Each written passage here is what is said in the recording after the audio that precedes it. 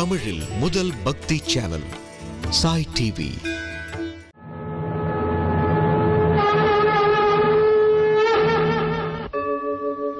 यदा यदा हि धर्मस्य ग्लानिर्भवति भारत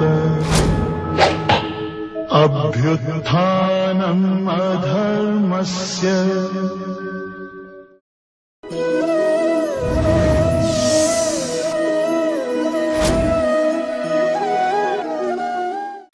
प्रपन्न पारिजाताय तोत्र वेत्रैकपाणये ज्ञानमुद्राय कृष्णाय गीतामृतदुहे नमः. ओम मूर्ति எல்லாம் வாழி எங்கள் மோனகுரு வாழி அருள் வார்த்தை என்றும் வாழி அன்பர் வாழி பராபரமே. ஹரிஹி ஓம். இன்றைய நாள் நல்ல பொழுதாகவும் இனிமையான அனுபவங்களுடன் கூடியதாகவும் அமைய வேண்டும் என்கின்ற பிரார்த்தனையுடன் இன்றைய ஸ்ரீமத் பகவத்கீதையினுடைய உரையை ஆரம்பிக்கின்றோம். 2ஆம் அத்தியாயம் ஸ்ரீமத் பகவத்கீதை 6வது ஸ்லோகம். அர்ஜுன உவாச ந சைதத்வித்மஹ் கதரன்னோ கரீயஹ யத்வா ஜயேம யதி வா நோ ஜயேயுः யானேவ ஹத்வா ந ஜிஜீவிஷாமஹ தேவ ஸ்திதாः பிரமுகே தார்த்தராஷ்ட்ராः. அர்ஜுனன் கடந்த ஸ்லோகத்தில் தன்னுடைய சோர்வின் காரணமாக தவறான ஒரு முடிவை எடுத்தார். நம்முடைய மனிதனுடைய மனம் இருக்கிறது அது 1000 குரங்குகளுக்கு சமம்னு சொல்றாங்க. அதனாலதான் பெரியவங்க மனையேவ காரணம் மனுஷியானாம் பந்த மோக்ஷயோகோன்னு சொல்லிட்டான். எப்படின்னா மனம்தான்ப்பா அத்தனைக்கும் காரணம். அதுவும் கூட தன் மனம்தான், தன்னை பற்றிய நினைப்பும் பிறகு உலகத்தை பற்றிய நினைப்பும் தான் நமக்கு அத்துணை பிரச்சனைகளுக்கும் அதே போல அத்துணை தீர்வுகளுக்கும் காரணம்னு சொல்லி வச்சுட்டாங்க. அதே போல சின்ன சின்ன விஷயங்களை சாதாரணமா ஒரு பழமொழியில சொல்லிட்டு போயிடுவோம். சாதாரண ஒரு பழமொழி அது ரொம்ப கலோக்கியலா பயன்படுத்தக்கூடிய பழமொழியிலும் கூட அது ஒரு பெரிய சமாச்சாரங்கள் மறைத்து வைக்கப்பட்டிருக்கின்றன. கள்ள கண்டா நாய காணும், நாய கண்டா கள்ள காணும். இது எவ்வளவு ஒரு தேர்ட் ரேட் ஒரு பழமொழி மாதிரி தெரியறது நமக்கு. ஆனா அப்படி இல்லை. மரத்தில் மறைந்தது மாமத யானை. அதே மாதிரி பரத்தை மறைத்தன பார்முதல் பூதங்கள், பரத்தில் மறைந்தன பார்முதல் பூதங்களே அப்படின்னு ஒரு அழகான சமாச்சாரம். ஒரு கல்லுல திடீர்னு யானை நிக்கிற மாதிரி தெரியறது. நம்ம ஒரு ஹாலுக்குள்ள போகும்போது பார்த்தா சடனா ஒரு பெரிய யானை நிக்கிறத பார்க்கிறோம். அழகப்பா இவ்வளவு பெரிய யானை அப்படின்னு பார்க்கும்போது ஒரு 3 செகண்ட்ல பார்த்தோன்னே இது கல்லால் செய்யப்பட்ட யானை அப்படின்னு நமக்கு தெரிந்த உடனே என்ன ஆகுறதுன்னு கேட்டா அந்த யானை மறைந்து கல் தெரிய ஆரம்பிக்கிறது. அந்த யானை எங்கு மறைகிறதுன்னு கேட்டா கல்லிற்குள் மறைக்கிறது. முதல்ல யானை கல்லை மறைத்தது, பிறகு கல்லில் யானை மறைந்தது. அது மாதிரி இந்த உலகம் முதலில் நமக்கு ஈஸ்வரன் என்று சொல்லக்கூடிய பரம்பொருளை மறைக்கக்கூடியதாக இருக்கின்றது. பிறகு ஈஸ்வரன் தான் இந்த உலகம் அத்தனையுமேன்னு சொன்ன உடனே அந்த ஈஸ்வரனில் இந்த உலகம் மறைந்து விடுகின்றது. அதைத்தான் கல் என்கின்ற சிற்பத்தில் நாயை காணும் பொழுது அந்த நாய் என்பது கல்லை மறைக்கிறது, பிறகு கல் என்று தெரிந்தவுடனே நாய் கல்லில் மறைந்து விடுகிறது அப்படின்னு சொல்லி இவ்வளவு அழகாக சாதாரண வாழ்க்கையிலும் கூட பெரிய பெரிய தத்துவங்களை மறைத்து நம்முடைய உலக வழக்காக மாற்றிக்கொண்டிருந்தனர் நம்முடைய பெரியவர்கள் எல்லாம். அதனால அவர்கள் சொல்லி இருக்கின்றார்கள் இந்த மனம் என்பது அத்தனைக்கும் காரணம். இந்த மனம் பீதியோட இருக்கும்போது அது எடுக்கிற முடிவுகளையும் அதே போல ஆசை வயப்பட்டு தன்னுடைய மதி இழந்து இருக்கும்போது அதனுடைய முடிவுகளும் மாறுபடுகின்றன. தெளிவாக ஒரு முடிவு எடுக்கப்படுவது அல்ல. அதனாலதான் பெற்றோர்களிடம் குழந்தை என்பது 5 வருடங்கள் அல்லது 7 வருடங்கள் தான் இருக்க வேண்டும் அப்படிங்கிறதே பெரிய சட்டமா இருந்தது ஒரு காலத்துல. இப்போ நம்ம கொண்டு போய் ஹாஸ்டலில் விட்டுட்டு வந்துடுறோம். ஆனால் அந்த காலத்தில் வந்து ஒரு குருகுல கல்வி முறைகள் தான் இருந்தன. எதற்காகன்னு கேட்டால், தன்னுடைய தாய் தந்தையர் தன்னுடைய குழந்தைகளை பார்த்த உடனே வாஞ்சை அதிகமாகும், அன்பு.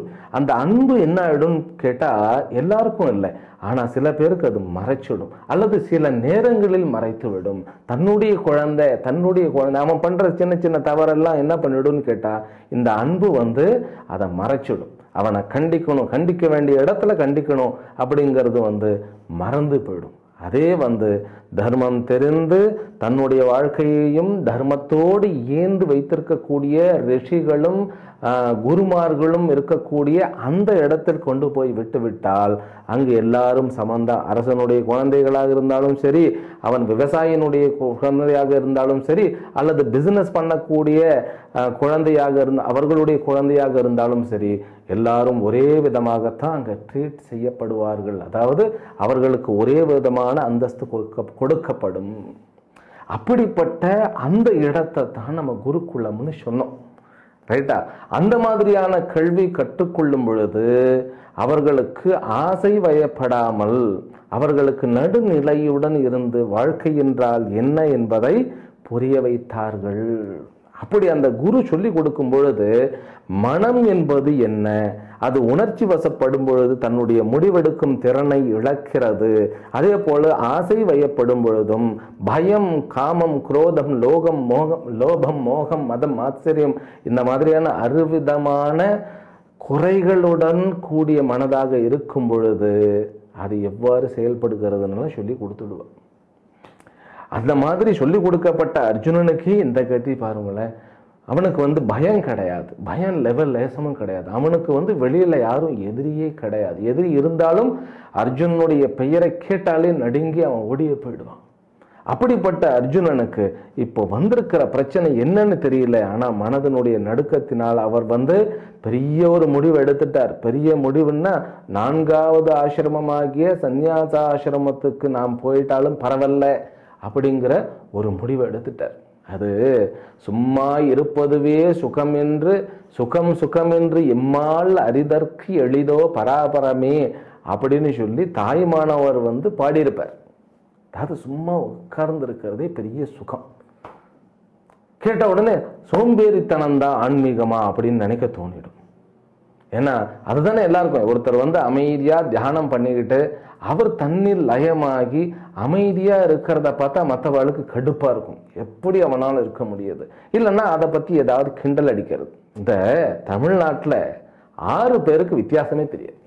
தமிழ்நாட்டில்னு ஏன் சொல்லுவோம், ஜென்ரலாவே தெரியாது. நம்மளும் அப்படித்தான் இருந்தோம். இது வந்து குறையில்லை, நம்மளும் அப்படித்தான் இருந்தோம். ஏன்னா சரியான கம்யூனிகேஷன் நமக்கு கிடைக்கல. அதாவது மந்திரத்தில் சித்தி அடைந்த மந்திரவாதின்னு சொன்ன உடனே நம்ம இந்த திரைப்படங்கள் எல்லாம் காமிக்கிற மாதிரி அந்த மாதிரியான கெட்ட நோக்கம் படைத்த அந்த மந்திரவாதி கிடையாது. மந்திரவாதினா மந்திரத்தில் சித்தி அடைந்தவர்கள், அந்த மந்திரவாதி. அதற்கு பிறகு இந்த குறி சொல்லுவாங்க இல்லையா, இந்த தெருவா வந்து கொடுப்பை வச்சுக்கிட்டு, அதாவது உடுக்கை வைத்து கொண்டு அவர்கள். அப்புறம் ஜோசியக்காரர்கள், அதாவது அஸ்ட்ராலஜர்னு சொல்லுவோம் இல்லையா, அவர்கள். அப்புறம் பூஜை செய்பவர்கள், ராமகிருஷ்ண பரமஹம்சர் எல்லாம் வந்து காளி கிட்ட போய் நின்னார்னாக்கா அப்படியே காளி தரிசனம் அவருக்கு கிடைக்கும்னு சொல்லுவாங்க. அப்படிப்பட்ட பூஜை செய்பவர்கள். அப்புறம் என்னன்னு கேட்டா, இந்த யோகி என்பவன் தன்னுடைய சரீரத்தையே படகாக வைத்து இந்த ஜீவன் அந்த வாழ்க்கை என்கின்ற படகை கடந்து இந்த சரீரத்திலேயே அனிமா மகிமாதி அஷ்டமா சித்திகளையும் உணர்ந்து அவைகளை தள்ளி சமாதி என்கின்ற நிலைப்பேற்றை அடைந்து அதில் ஜீவ சமாதியில் அமைதியாக அமர்ந்திருப்பவன் யோகி. ஞானி என்பவர்கள் வந்து அத்துணை விஷயங்களையும் இந்த உலகத்தினுடைய உள் ரகசியங்களையும் உணர்ந்து இவ்வளவுதான் அப்படின்னு சொல்லிட்டு சாதாரணமான வாழ்க்கையை வாழ்ந்து கொண்டிருப்பார்கள். அவர்கள் ஞானியா இல்லையான்னு கூட தெரியாது. ஏன்னா ஞானிக்கு கொண்டு போய் நம்ம எந்த சர்டிஃபிகேட்டும் கொடுக்க முடியாது. இந்த காலேஜில் வந்து நான் இன்ஜினியரிங் முடிச்சுட்டேன்னு ஒரு சர்டிஃபிகேட், அந்த சர்டிஃபிகேட் தான் பேசுகிறது. இப்போ என்ன, இப்போ கிராசிஃபைடு வேர்ல்டு ஆயிடுச்சு. உனக்கு வந்து ஏதாவது தகுதி இருக்கணும்னாக்கா ஒரு சர்டிஃபிகேட் வேணும். ஏன்னா அந்த சர்டிபிகேட் எப்போ கொடுப்பான்னு கேட்டா நீ தகுதியா இருந்தாதான் கொடுப்பா. சம்டைம்ஸ் என்ன ஆயிடும், தகுதியா இருக்கிறாரா இல்லையாங்கிற ஜட்ஜ்மெண்ட் மிஸ் ஆகும் போது அந்த சர்டிபிகேட் இருந்தாலும் பிரயோஜனம் இருக்காது. அந்த மாதிரி இந்த ஞான நிலையை சர்டிபிகேட் கொடுக்க முடியாது.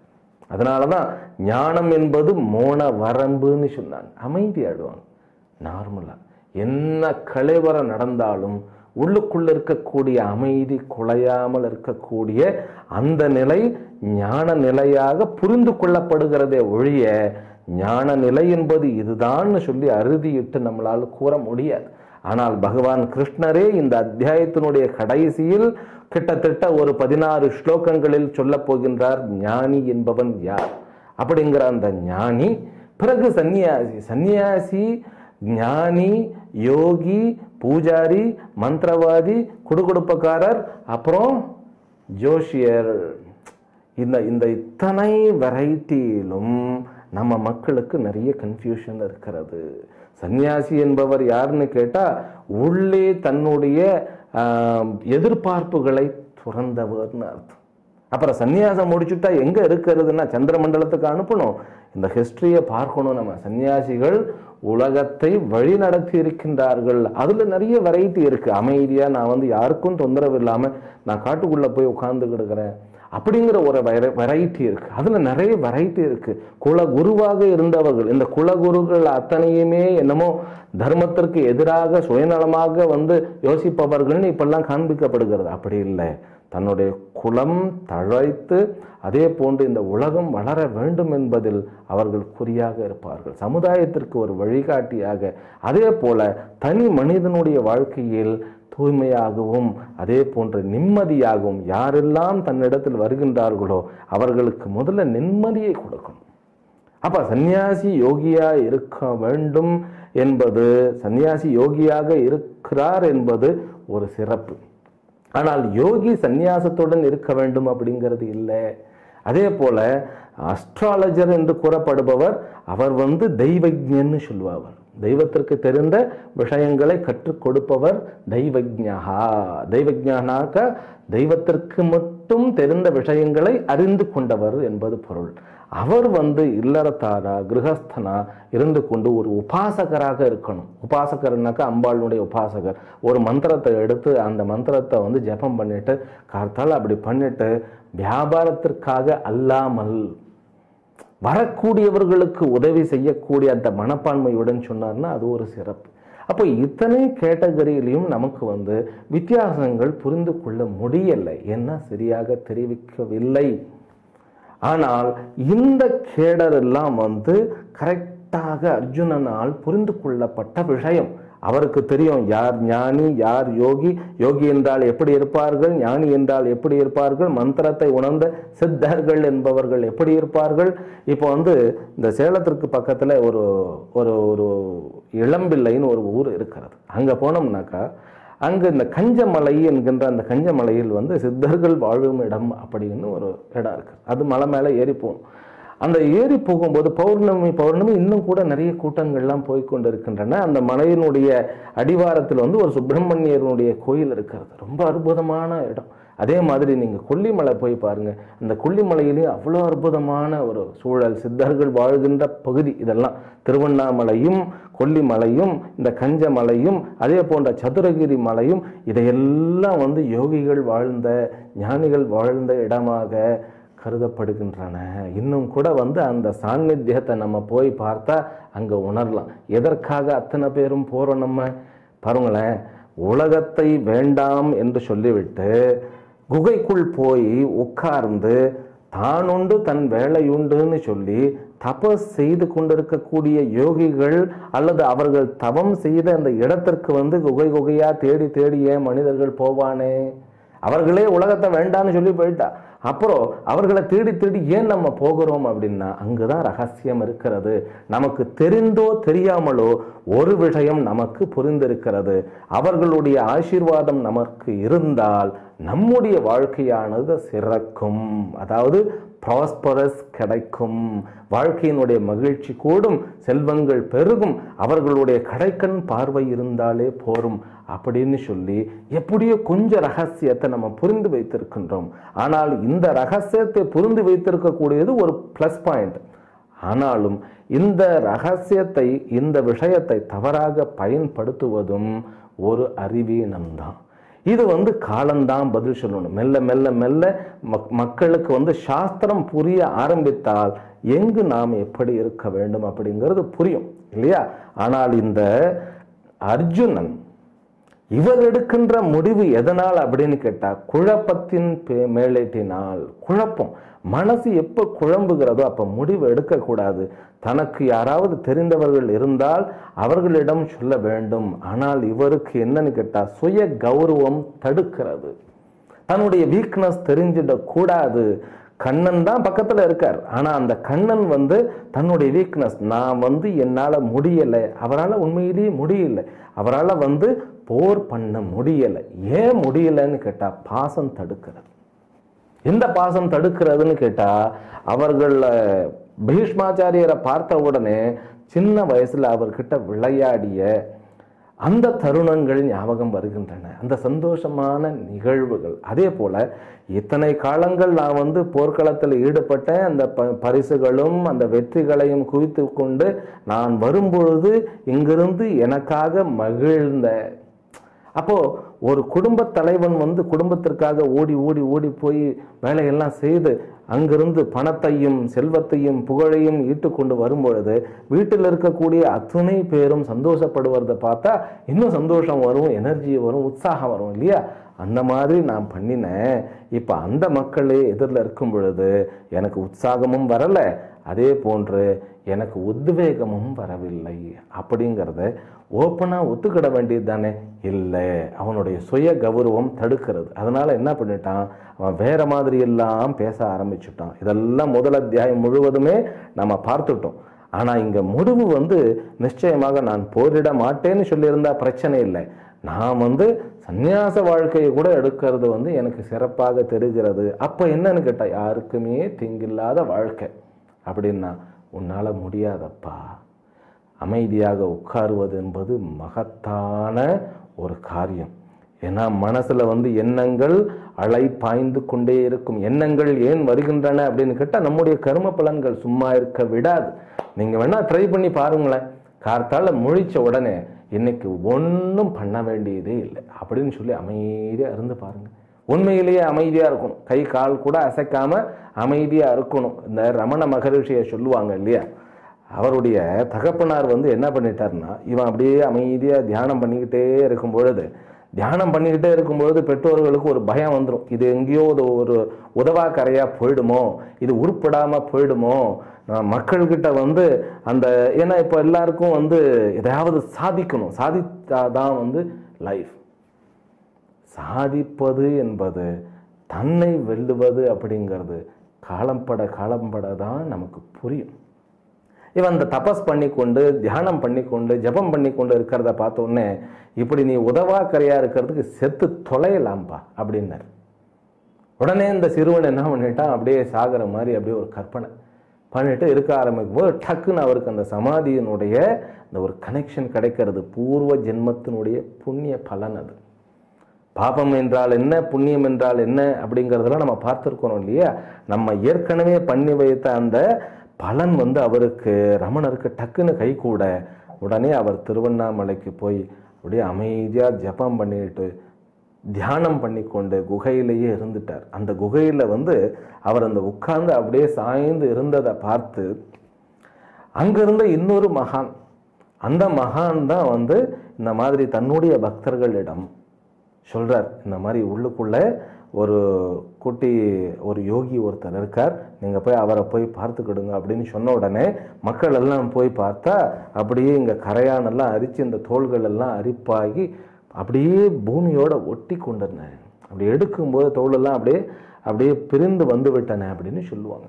அப்படி போய் உட்கார்றது தான் நம்ம தாயுமானவர் சொல்லியிருக்கார், சும்மா இருப்பதுவே சுகம் சுகம் என்று எம்மால் அரிதற்கு எளிதோ பராபரமே. இந்த மனசு என்ன படுத்துதே, இந்த மனசுல இருந்து விடுதலை கிடைக்காதான்னு அவர் சொல்றார். ஆனால் சும்மா இருப்பது ரொம்ப அட்ராக்ஷனா இருக்கிறது எப்போ ப்ராப்ளத்துல மாட்டிக்கொண்டு இருக்கும் பொழுது மட்டும். அதனால தான் இந்த முடிவெடுக்கிறது தவறு அப்படின்னு சொல்லி பகவான் கிருஷ்ணரே சொல்ல போறார். ஆனாலும் கூட இந்த அர்ஜுனன் என்ன பண்ணிட்டாருன்னு கேட்டா, இந்த வெற்றி தோல்வி என்பதெல்லாம் ஒரு மாயை. எப்போ சீச்சி இந்த பழம் புளிக்கும்னு சொல்லுவோம் இல்லையா, அந்த மாதிரி சொல்றாரு. இந்த வெற்றி எல்லாம் எதற்காக, இந்த வெற்றி எல்லாம் ஒன்றும் கிடையாது. அதுவும் இல்லாம நம்ம எதிர்காலத்துல போர் இப்ப ஆரம்பிக்க போகின்றோம் கிருஷ்ணா, ஆனா யார் ஜெயிப்பாங்கன்னு தெரியாது இல்லையா. நம்ம ஜெயிப்போமோ அல்லது அவர்கள் ஜெயிப்பார்களோ, அதெல்லாம் ஒன்றும் கண்டுபிடிக்க முடியாதுல்ல. பாருங்களேன், இது நாள் வரைக்கும் இப்படி ஒரு முறை கூட யோசித்ததில்லை அர்ஜுனன். மனசு எப்போ குழப்பமாக இருக்கிறதோ எதிர்காலத்தை பத்தின பயம் வருகிறது, எதிர்காலத்தை பத்தின அந்த யோசனை வருகிறது, எதிர்காலத்தை நினைத்து பயந்து வரக்கூடிய முடிவுகளை யோசிக்கக்கூடிய தெளிவாக நிகழ்காலத்தில் வேலை செய்ய முடியாது.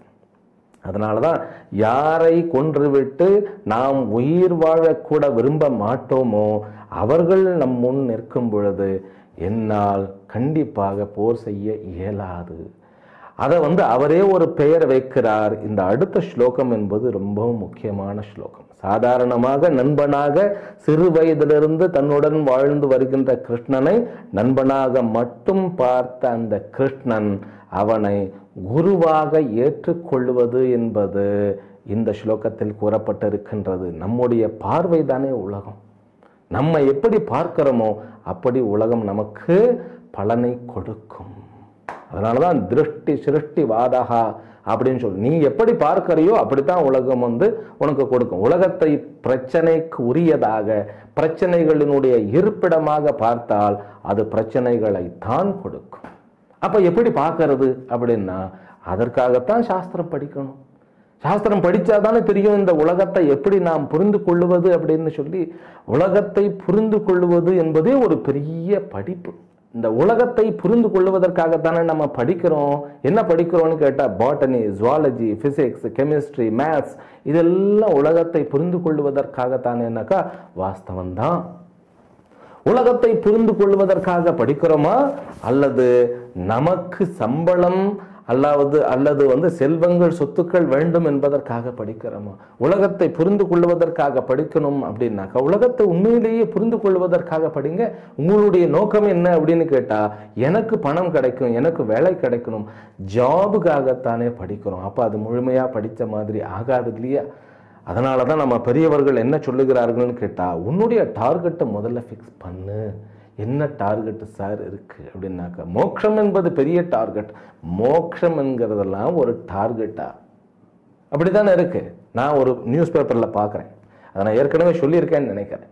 என்னன்னு கேட்டா, நியூஸ் பேப்பர்ல பார்க்கிறேன், அன்னார் அவர்கள் காலை 5 மணி அளவில் சிவலோக பதவி அடைந்து சமாதி அடைந்து விட்டார் என்பதை, மோட்சம் அடைந்து விட்டார் என்பதை மிகவும் ஆழ்ந்த வருத்தத்துடனும் அனுதாபத்துடனும் தெரிவித்துக் கொள்கிறோம். பாருங்களேன், மோட்சம் என்பது வருத்தத்திற்குரிய ஒரு விஷயமாகத்தான் இங்கு கருதப்படுகிறது. நம்ம தவறுன்னு சொல்லல. மோட்சம் என்பதனுடைய அதனுடைய அர்த்தமே புரிந்து கொள்ளப்படலை. இன்னும் சில இடத்துல மோட்சம்னு உடனே அப்படியே சிரிச்சுக்கிட்டே அப்படியே ஒரு போதை நிலையில் இருக்கிறதுன்னு, அதுவும் ஆன்மீகம்னு போயிடுது. மோட்சம் என்பது நிம்மதியாக தெளிவாக என்ன நடக்கிறது என்பதை புரிந்து கொண்டு, நான் யார், என்னுடைய நோக்கம் என்ன, இந்த வாழ்க்கையினுடைய பரிணாமங்கள் என்ன, இந்த உலகம் என்பது ஈஸ்வரனாக பார்த்து கொஞ்சம் கூட பயமோ அல்லது வருத்தமோ அல்லது எதிர்பார்ப்போ இல்லாத ஒரு வாழ்க்கை நினைச்சு பார்க்கறதுக்கே எவ்வளவு அதிசயமா இருக்கு. முடியுமான்னு கூட தோணிடும். மோட்சம் என்பது விடுதலையான உணர்வு. விடுதலைன்னாக்கா இப்ப என்ன ஜெயிலே பிடிச்சி போட்டிருக்கோம் அப்படின்னாக்கா இல்லை சார். மோட்சம் என்கின்ற வாழ்க்கையினுடைய முக்கியமான விஷயமானது புரிந்து கொள்ளப்படலை. புரிந்து கொள்ள ஏன் படலைன்னு கேட்டா, அதுதான் விஷயம். அதுதான் படிக்கணும். அதைத்தான் நாம் படிக்கணும். இங்க இப்ப அர்ஜுனன் மூலமாக நம்ம என்னத்தை படிக்கிறோம்னு கேட்டா, மனம் என்பது எப்படியெல்லாம் வேலை செய்யும், மனிதர்களுடைய மனம் என்பது பிரச்சனைக்கு உண்டான பொழுது அல்லது பயத்தினால் அது கவ்வப்படும் பொழுது எப்படியெல்லாம் வேலை செய்யும் என்பதை நாம் இங்க படிக்கிறோம். அவர் என்ன சொல்றார் அடுத்த ஸ்லோகத்தில் படிப்போம். கார்பண்யதோஷோபஹதஸ்வபாவஹ ப்ருச்சாமி த்வாம் தர்ம சம்மூடசேதாஹ யச்ரேயஸ்யான் நிஷ்சிதம் ப்ரூஹி தன்மே சிஷ்யஸ்தேஹம் சாதி மாம் த்வாம் பிரபன்னம். ரொம்ப அழகான ஒரு ஸ்லோகம் இது. என்னன்னு கேட்டா, இதுவரைக்கும் நண்பனாக பார்த்த அந்த கிருஷ்ணனை குருவாக பார்க்க ஆரம்பிக்கின்றார். அவனை குருவாக பார்க்கணும்னாக்கா இவர் தன்னை சிஷ்யனாக பார்க்க வேண்டும். அப்படின்னா என்ன அர்த்தம்? தன்னை சிஷ்யனாக ஏற்றுக்கொள்ள வேண்டும். தன்னை சிஷ்யனாக ஏற்றுக்கொள்ள வேண்டும் என்றால் என்ன?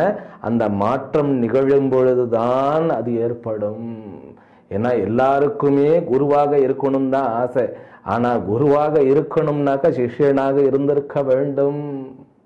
சிஷ்யனாக இருந்திருக்க வேண்டும் என்றால் எத்தனை காலம் அப்படின்னாக்கா அந்த காலமானது குருவினால் தீர்மானிக்கப்படும். அதுதான் மேஜிக். இந்த குரு சிஷ்யன் என்கின்ற இந்த உறவு இருக்கு இல்லையோ, அது நம்ம பாரத நாட்டில் அந்த உறவு அத்தனை உறவையும் தாண்டிய உறவு. ஆனால் அந்த உறவு மற்ற உறவுகளை மட்டமாக நினைக்க கூடாது. சில இடங்கள் அப்படித்தான் புரிந்து கொள்ளப்படுகிறது. குரு என்பவர் கடவுள், ஆனால் அதற்கு முன்பு தாய் தந்தையர்கள் கடவுள். இந்த குரு என்பவர் இந்த தாய் தந்தையர்களுடைய அந்த நிலையை உணர்த்துபவராகத்தான் இருப்பார். அதனாலதான் நம்ம சாஸ்திரம் கூட தைத்திரியோபனிஷத்துல தான் சொல்லப்பட்டிருக்கு. மாத்ரு தேவோ பவ, பித்ரு தேவோ பவ, ஆச்சாரிய தேவோ பவ, அதிதி தேவோ பவ. அதை யார் சொல்றதுன்னு கேட்டா ஒரு குரு சொல்றார். பாடங்கள்லாம் முடிஞ்சுட்டு அந்த பையன் கிளம்புறான். எதற்குன்னு கேட்டா இல்லற வாழ்க்கைக்கு கிளம்புகின்றான். அப்ப அவர் சொல்றார், மாத்ரு தேவோ பவ, மறந்துடாத. நீ படிச்சுட்டேன்னு சொன்ன உடனே படிச்ச உடனே உனக்கு ஒரு கர்வம் வரும். அதற்கு வித்யா கர்வம்னு பெயர். அந்த வித்யா கர்வம் என்ன ஆயிடும்னு கேட்டா மற்றவர்களை மட்டமாக பார்க்கக்கூடிய அந்த தகுதியை உனக்கு கொடுத்துடும். மயங்கிடாத. அம்மாவை பார்த்தோன்னே அப்படின்னு தோணும், அப்பாவை பார்த்தோன்னே இவரை விட நம்ம நிறைய தெரிஞ்சுக்கிட்டோம்ப்பா அப்படின்னு. நம்ம அவர்னால தான் நம்ம வளர்ந்துருக்கிறோம், கஷ்டப்பட்டு பண்ணியிருக்காருங்கிறதெல்லாம் மறந்துடும்.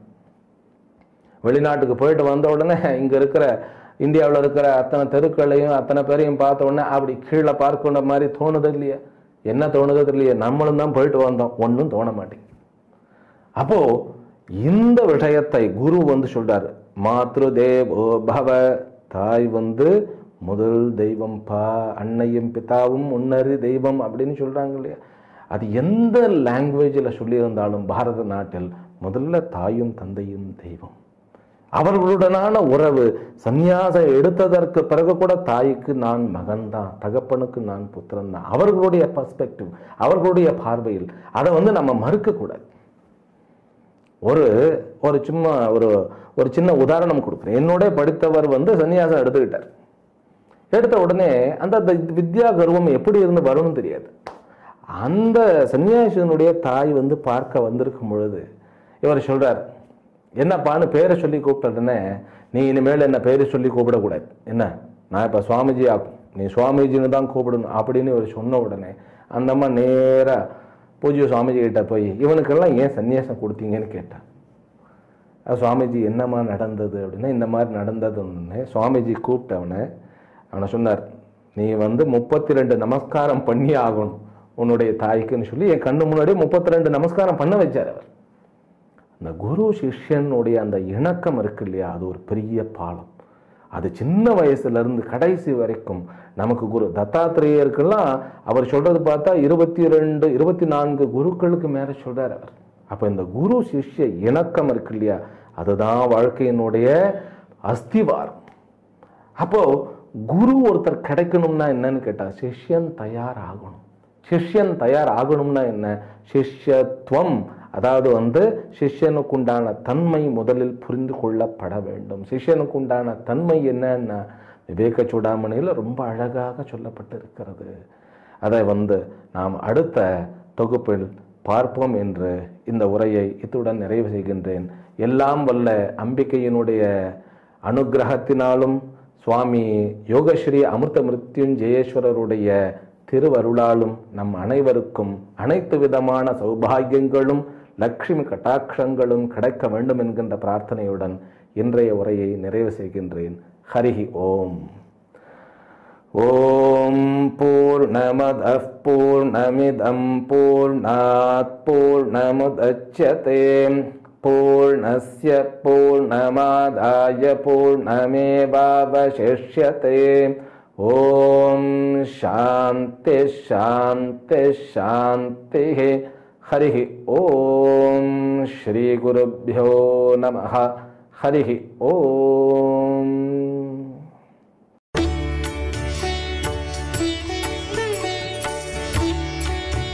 தமிழில் முதல் பக்தி சேனல் சாய் டிவி.